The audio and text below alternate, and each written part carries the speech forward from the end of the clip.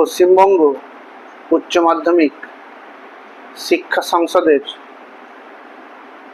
তৃতীয় সেমিস্টার অর্থাৎ দ্বাদশ শ্রেণীর প্রথম সেমিস্টারের বাংলা বিষয় নিয়ে আজ তোমাদের সামনে আলোচনা করব। এই বাংলা বিষয়ের আজকের আলোচনার বিষয় লেখক প্রভাত কুমার মুখোপাধ্যায়ের লেখা আদরিণী গল্প। এই গল্পটি থেকে তোমাদের 8 নম্বরের প্রশ্ন থাকবে, অর্থাৎ 8টা 1 নম্বরের প্রশ্ন এই অধ্যায় থেকে তোমাদের পরীক্ষায় আসবে। এই আদরিণী গল্পটি প্রভাত কুমার মুখোপাধ্যায়ের 1320 বঙ্গাব্দে সাহিত্য পত্রিকার ভাদ্র সংখ্যায় প্রথম প্রকাশিত হয়েছিল। পরবর্তীকালে এই গল্পটি গল্পাঞ্জলি গ্রন্থের অন্তর্ভুক্ত হয়। এই প্রভাত কুমার মুখোপাধ্যায় 1873 খ্রিস্টাব্দের 3রা ফেব্রুয়ারি পূর্ব বর্ধমান জেলার ধাত্রীগ্রাম নামক স্থানে জন্মগ্রহণ করেছিলেন। এই গল্পের মোট পরিচ্ছেদ সংখ্যা আছে 7টি। আমি তোমাদের সামনে আজকে প্রথম পরিচ্ছেদ এবং দ্বিতীয় পরিচ্ছেদ এই দুটি পরিচ্ছেদ নিয়ে আলোচনা করব। এই আদরিণী গল্পের প্রথম পরিচ্ছেদে যেটা বলা হয়েছে, পীরগঞ্জের মেজবাবুর মেয়ের বিয়ের নিমন্ত্রণ পেয়েছিলেন নগেন ডাক্তার এবং জুনিয়র উকিল কুঞ্জ বিহারী বাবু। যাতায়াতের জন্য এক প্রকার বন্দোবস্ত করতেই তারা ছিলেন জনদরদী। খ্যাতনামা মোক্তার জয়রাম মুখোপাধ্যায়ের বাড়ি এসে এই খবর জানালে এবং জানতে চাইলে যে জয়রাম বাবু সেই বিয়েতে নিমন্ত্রিত কিনা। জয়রাম বাবু 20 বছর ধরে পীরগঞ্জের বাবুদের এস্টেটের বাধা মোক্তার ছিলেন, তাই সেই বিয়ের নিমন্ত্রণ তারই ছিল সর্বাগ্রে প্রাপ্য। তিনি নিজের বৈঠকখানায় হুকোয় তামাক খেতে খেতে জানিয়েছিলেন তাকেও নিমন্ত্রণ করা হয়েছে। আসলে নগেন্দ্র এবং কুঞ্জবিহারী জানতে এসেছেন জয়রাম মোক্তার নিমন্ত্রণ রক্ষা করতে পীরগঞ্জে যাবেন কিনা। তবে ব্যস্ত জয়রামের পক্ষে পীরগঞ্জে যাওয়া সত্যি একটু অসুবিধার ছিল, কারণ তাতে জয়রামের সোম মঙ্গলবার কাছারি যাওয়া হবে না। আবার এটাও সত্য যে পীরগঞ্জে না গেলে বাবুরা দুঃখ পাবেন।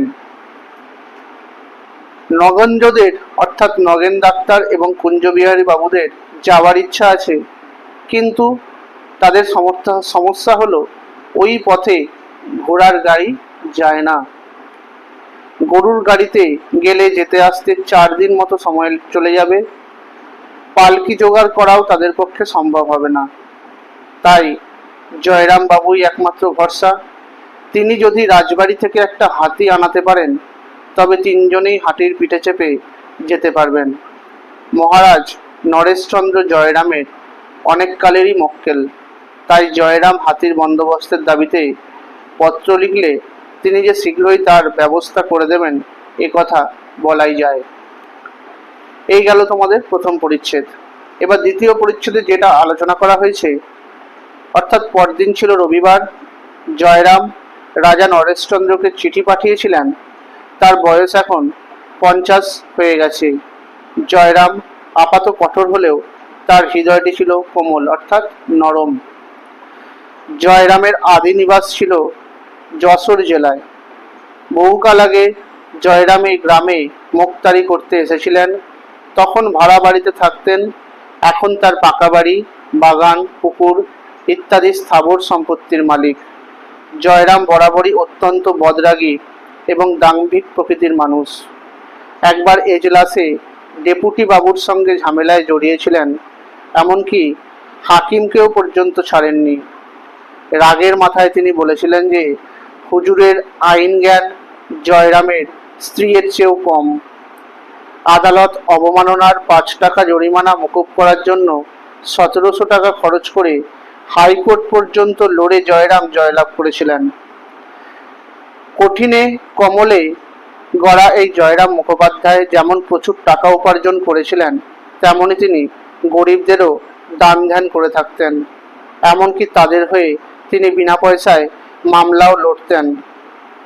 কাহিনী আবার ফিরে আসে বর্তমানের মাটিতে।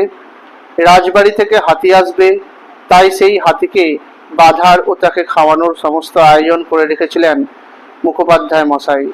কিন্তু সন্ধ্যার আগে পত্রবাহক এসে জানায় হাতি পাওয়া গেল না। শুধু তাই নয়, মহারাজ বলেছেন বিয়ের নিমন্ত্রণে যেতে হাতি লাগবে কেন, গরুর গাড়িতে যেতে বলো।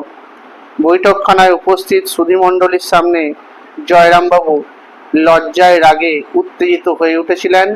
সবাই তখন তাকে সান্ত্বনা দিয়ে আশ্বস্ত করেছিলেন এবং গরুর গাড়িতে যাওয়ার পরামর্শ দিয়েছিলেন। কিন্তু জেদি জয়রাম মুখোপাধ্যায় যেতে হলে হাতিতেই যাবেন, আর না হলে যাবেন না বলে তিনি ঘোষণা করেছিলেন। আজ তোমাদের সামনে আমি এটুকুই আলোচনা করলাম। এর পরবর্তী ভিডিওয়ে বাকি অংশটুকু আলোচনা করব। ভিডিওটি তোমরা লাইক করে দেবে, শেয়ার করে দেবে, আর আমার চ্যানেলে নতুন হলে চ্যানেলটিকে সাবস্ক্রাইব করে দেবে, আর পাশে থাকা বেল আইকনটিকে চেপে দেবে, যাতে তোমরা আমার কোনো ভিডিও নোটিফিকেশান পেয়ে যেতে পারো। তোমরা আমাকে ফেসবুকে ফলো করে দেবে আর ইনস্টাগ্রামে ফলো করে দেবে। ধন্যবাদ।